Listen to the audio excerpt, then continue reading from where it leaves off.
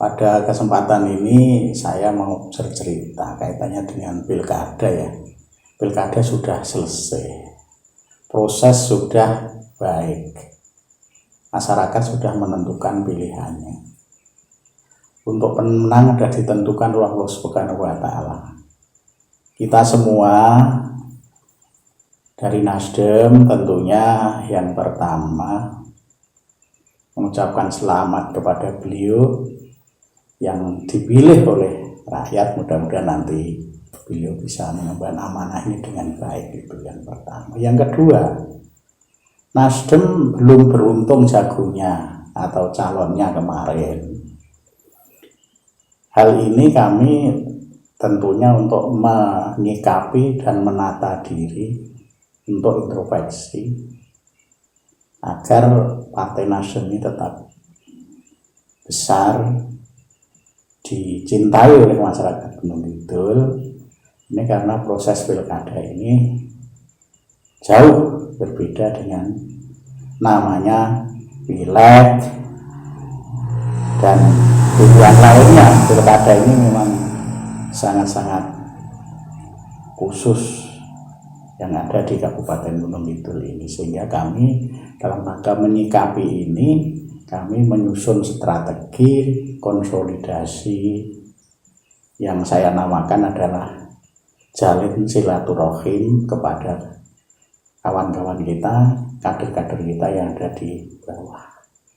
Ini sebetulnya yang kami lakukan, sehingga nggak masalah ini hasil pilkada ini, siapapun pemenangnya itu adalah anak-anak Gunung Kidul, putra-putra Gunung Kidul yang terbaik. Jadi kalau dikatakan Nasdem kalah di Gunung Kidul, ini adalah hal yang biasa, namanya berkompetisi, sehingga tidak ada hal yang perlu kita sesali. Justru kita memberikan apresiasi yang luar biasa terhadap rakyat Gunung Kidul yang menjatuhkan pilihannya kepada calon yang terpilih pada kesempatan pilkada kemarin.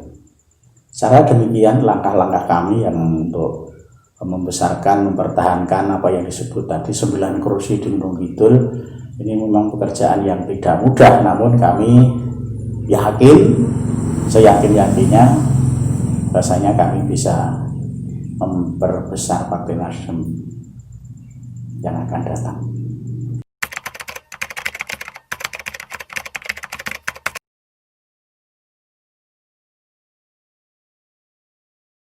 Setelah pilkada saya langsung tanya kepada kawan-kawan, enggak ada namanya Nasdem itu enggak kompak, Nasdem ada keretakan, itu enggak benar. Sekali lagi, itu tidak benar. Karena yang namanya Nasdem itu chemistry-nya kita adalah membangun kekeluargaan yang baik di antara kita, antara kader-kader Nasdem di sini dan kader-kader Nasdem yang ada di DPC, DPRD, bahkan sampai pada TPS. Sehingga dalam pemilu kada kemarin, setelah selesai ini, ada isu retak, ada isu kurang kompak, itu tidak benar.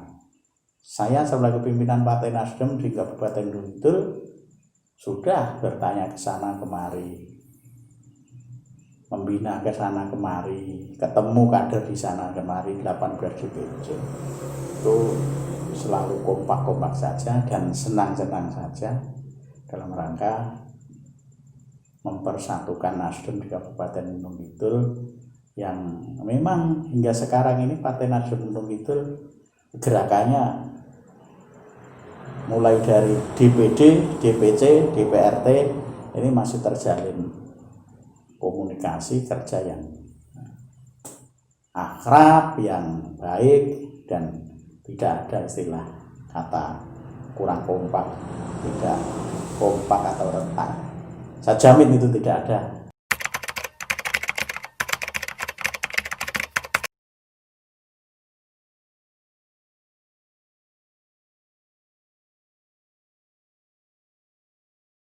Nah, ini yang perlu kami jelaskan di sini supaya teman-teman dan mungkin pendengar maupun pembaca, yang disebut tanpa mahar di Partai Nasdem itu adalah siapapun yang mencalonkan diri di dalam pilkada itu tidak ada istilahnya meminta mahar untuk kepentingan partai, untuk ngambil kesempatan untuk membesarkan partai, untuk memperkaya kader-kader partai.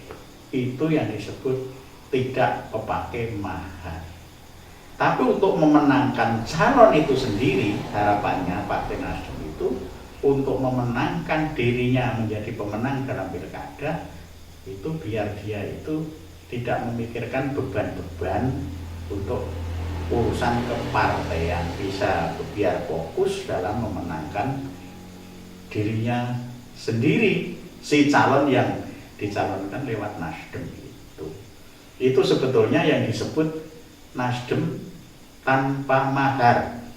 Sekali lagi, Nasdem tanpa mahar itu siapapun calon bupati maupun wakil bupati yang lewat Nasdem itu tidak dibebani biaya untuk kegiatan kepartean, untuk membesarkan partai, apalagi untuk memperkaya diri sendiri seorang pengurus partai.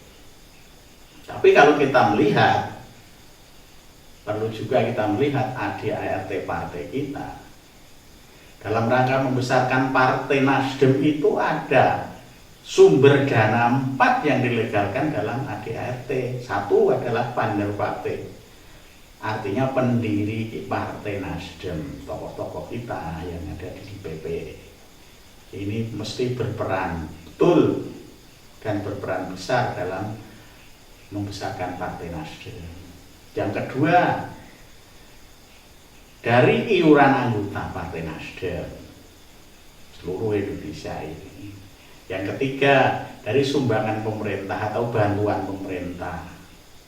Yang keempat, sumbangan pihak ketiga yang tidak mengikat. Ini yang digunakan untuk membesarkan Partai Nasdem di seluruh wilayah Indonesia ini sesuai ADART-nya. Di Gunung Kidul pun demikian juga. Sehingga sambil kelakar kalau Mas Imam suka sama Nasdem, nih saya kasih untuk beli bendera, silakan monggo, itu bukan mahar, itu karena orang pihak ketiga yang tidak punya pamrih untuk membesarkan Nasdem. Kalau ada lagi seorang yang berkenan ini untuk membelikan atribut Partai Nasdem, ya silakan saja, nggak masalah. Ini bukan mahar, tapi ini adalah orang yang pihak ketiga yang senang terhadap Nasdem, simpatik terhadap Nasdem, itu monggo saja di Gunung Kidul boleh. Tapi dalam rangka itu untuk memperkaya dirinya seorang pengurus, pas ngambil kesempatan itu mau pilkada, ngambil dari calon, nah ini jelas nggak boleh. Ini namanya bertentangan dengan ADART atau slogan kita yang memang sudah dipahami layak rame bahwasanya Nasdem tanpa mahar dalam pencalonan bupati maupun wakil bupati, bahkan pilpres, bahkan pilgub seluruh Indonesia ini.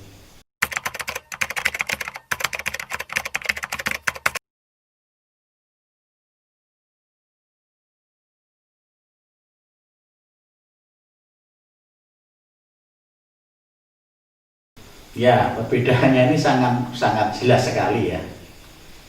Yang kadang-kadang ini luput dari pengamatan kita bersama. Yang namanya pileg itu tidak hanya merebutkan satu kedudukan, tapi merebutkan 45 kursi yang ada di Kabupaten Gunung Kidul ini, Mas Imam. Jadi pemenangnya siapa? Ya semuanya dapat memenangkan kok, hanya jumlahnya yang berbeda. Kebetulan kalau di Lumidul kemarin kawan kita PDI dapat menangkan 10 kursi, Nasdem ada 9 kursi, PAN ada 6 kursi, lainnya Golkar ada 5, Gerindra ada 4, PKS ada 4, PKB ada 4 dan sebagainya. Itu adalah yang direbutkan, itu ada 45 itu. Sehingga pertarungan di situ membutuhkan strategi dan kebijakan yang berbeda. Kalau pilbu ya, ini kalau pilkada atau pilbu itu kan siapapun yang suaranya lebih itu adalah pemenang. Artinya beda 1 suara, beda 2 suara, itu tetap yang menang adalah yang lebih tinggi. Artinya head to head, artinya head to head, sehingga pertarungan dalam pilkada dengan pileg itu jauh berbeda, baik ada strateginya, baik pemetaannya, baik orang yang bergerak di lapangan, baik yang bertarung itu sendiri, itu mempunyai cara dan strategi sendiri-sendiri. Sehingga kadang-kadang ini dicampur adukan, pilkada ya sama seperti pileg, jauh berbeda, praktek dan strategi di lapangannya jauh berbeda. Itu sebetulnya perbedaan antara pilgub dan pileg, sehingga ini perlu kita pahami bersama. Kalau pilgub itu sekali lagi ya ada 3 hal pokok yang menentukan untuk memenangkan itu. 1, calonnya itu sendiri. Yang kedua, ya memang strateginya itu sendiri. Yang ketiga, ya memang menyomot kadernya itu sendiri. Kalau sarana yang lain pasti pakai, tapi yang pokok 3 itu. Kalau memilih kadernya tepat dan strateginya pas dan calonnya itu dikehendaki oleh masyarakat, itulah yang akan memenangkan pertarungan pilkada itu.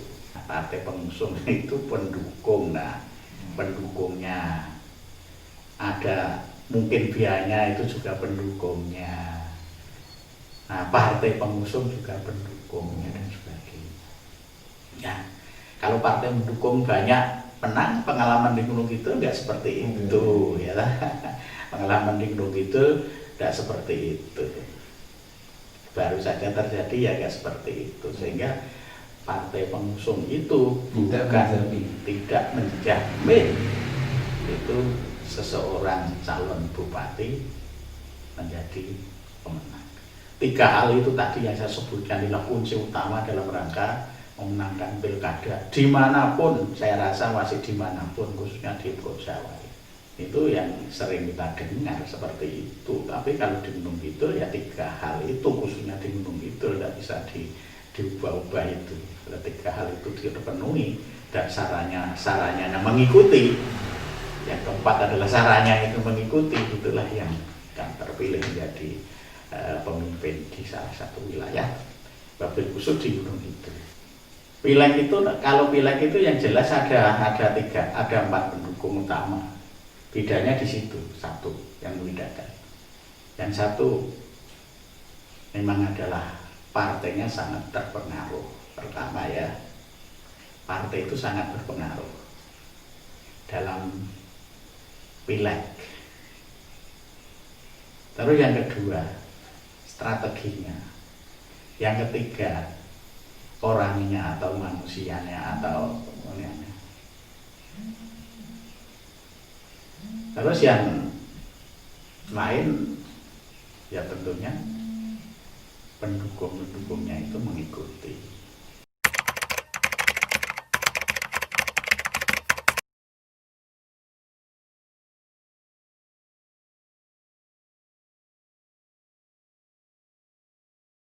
Partai Nasdem sesuai ADART-nya dibayari oleh 4 sumber pokok. Satu adalah funding partner partai, artinya pendiri partai. Kedua adalah iuran anggota. Ketiga sumbangan pemerintah. Yang keempat adalah sumbangan pihak ketiga yang tidak mengikat. Ini untuk misalkan Nasdem di Kabupaten Gunung Kidul. Kalau seberapa besar Mas Imam membentuk partai, membesarkan partai di suatu wilayah, apalagi di tingkat Kabupaten Gunung Kidul, itu memerlukan biaya yang cukup besar. Tidak dipungkiri juga, kita perlu teman 45 orang untuk mencalonkan di Kabupaten Gunung Kidul. Perlu 11 orang untuk mencalonkan di provinsi. Perlu 8 orang untuk mencalon ke pusat. Ya. Kalau kita rata-rata per orang 200 saja sudah sekian puluh miliar. Apalagi kalau kita tingkat atau biaya itu lebih. Sehingga untuk membentuk suatu organisasi kepartaian supaya besar itu di suatu area cukup biaya yang besar. Sehingga saya dari nol Nasdem di Gunung Kidul ini memahami itu. Kalau ditanya seberapa besar biaya yang dikeluarkan untuk membesarkan partai, salah satu partai itu Partai Nasdem yang kami ikuti, itu memang cukup besar, walaupun kami tidak menyebut nominal di sini. Cukup besar. Saya dalam gerakan pertama saya menjadi anggota Ormas Masyarakat Nasdem 1 tahun, menjadi kader pengkaderan itu selama 3 tahun, dan menjadi pengurus Partai Nasdem itu sudah hampir 6 tahun ini. Nah, sehingga untuk konsolidasi ke bawah ini diperlukan dana cukup besar untuk membangun Partai Nasdem di Kabupaten Gunung Kidul ini. Kalau ditanya angka nominal kami tidak bisa menyebutkan, karena kami setiap turun itu ya kita harus membawa nominal minimal. Tapi lagi kalau ditanya seberapa besar, terakhir cukup, bahkan sangat butuh dana besar untuk membesarkan Partai Nasdem di Gunung Kidul ini. Untuk siapa ini? Tentunya untuk kemaslahatan masyarakat Kabupaten Gunung Kidul. Memasuki tahun baru 2021 ini, saya selaku Ketua DPD Nasdem Kabupaten Gunung Kidul dan jajaran pengurus mengucapkan selamat tahun baru. Mudah-mudahan kondisi yang demikian ini di tahun 2021 sudah tahun pemulihan, tahun penghilangan yang namanya corona ini, sehingga masyarakat Kabupaten Gunung Kidul bisa bekerja dengan tenang, dan ekonomi yang selama ini dirasakan susah tahun 2001 insya Allah mendapatkan rahmat hidayah, rezeki yang cukup bagi masyarakat Kabupaten Gunung Kidul semuanya. Dan bagi Bapak Ibu pemimpin kita di Gunung Kidul, mudah-mudahan dalam menjalankan tugas kegiatan ini bisa berjalan dengan baik, amanah, sehingga membawa Gunung Kidul menjadi lebih baik dan sejahtera. Terima kasih Mas Imam atas berkenannya berbincang-bincang dengan kami. Matur nuwun, wassalamualaikum warahmatullahi wabarakatuh.